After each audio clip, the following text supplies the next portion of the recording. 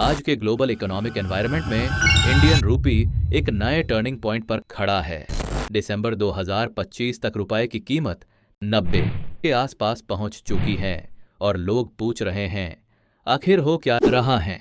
India की GDP growth अच्छी चल रही है, लेकिन फिर भी रुपए लगातार प्रेशर में क्यों है।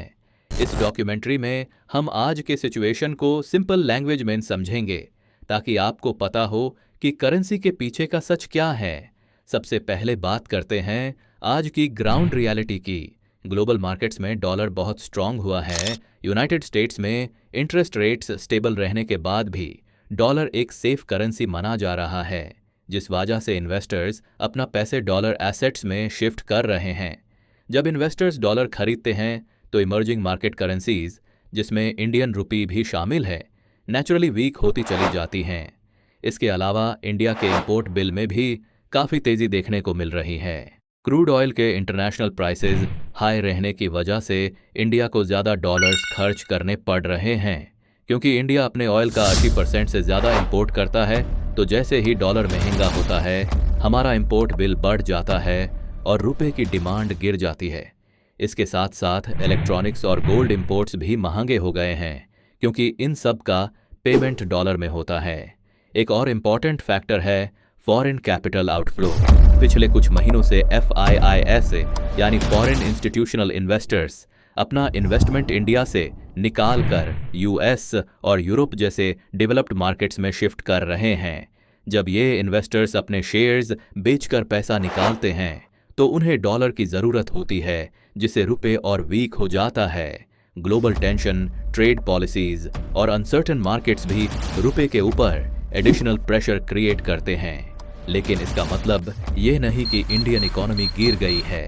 इकोनॉमिक इंडिकेटर्स जैसे GDP ग्रोथ, कॉर्पोरेट अर्निंग्स और डोमेस्टिक कंजम्पशन अभी भी स्टेबल हैं। रुपए का गिरना कभी कभी नेचुरल एडजस्टमेंट भी होता है, क्योंकि अगर एक कंट्री ग्लोबल मार्केट से हेविली कनेक्टेड है तो करेंसी का फ्लक्चुएट होना नॉर्मल बात है।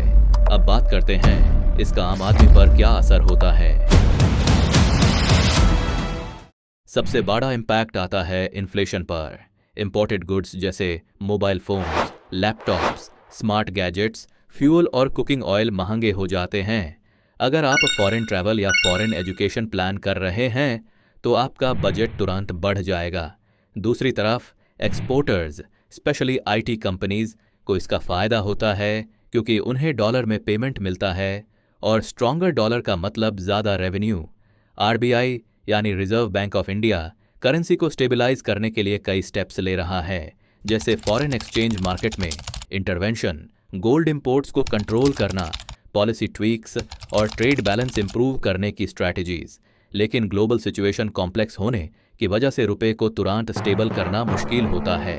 फ्यूचर में रुपए का बिहेवियर डायरेक्टली डिपेंड करेगा कि ग्लोबल मार्केट किस डायरेक्शन में जाता है, ऑयल प्राइसेस क्या रहते हैं और फॉरेन इन्वेस्टर्स कितनी कॉन्फिडेंस दिखाते हैं।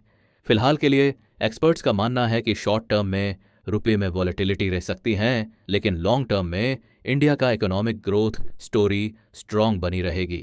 करेंसी गिरती बढ़ती रहती है, लेकिन देश का इकोनॉमिक फाउंडेशन इंपॉर्टेंट होता है और ये फाउंडेशन अभी स्टेबल है। आप इस सिचुएशन से सीख कर अपने बजटिंग और फाइनेंशियल प्लानिंग में सुधार ला सकते हैं। जब इंपोर्ट्स महंगे होते हैं तो हमें अपने एक्सपेंसेस समझदारी से हैंडल करने चाहिए, और जब ग्लोबल मार्केट्स अनस्टेबल हो तो इंपल्सिव फाइनेंशियल डिसीजंस हमेशा रिस्की होते हैं। एंड में एक ही बात, रुपए का गिरना एक नंबर नहीं बल्कि एक पूरी कहानी है। Global politics, trade, oil prices और इन्वेस्टर्स के बिहेवियर का कंबाइंड रिजल्ट। इसलिए घबराने की ज़रूरत नहीं बल्कि समझने की ज़रूरत है। ये थी आज की डॉक्यूमेंट्री, जिसमें हमने देखा आज का रियल सिचुएशन, रुपए के गिरने की वजह, इसका इम्पैक्ट और आगे का रास्ता। अगर आपको यह डिटेल्ड एक्सप्लेनेशन पसंद आए तो वीडियो को लाइक करें, शेयर करें और कमेंट में बताएं कि नेक्स्ट डॉक्यूमेंट्री किस टॉपिक पर चाहिए।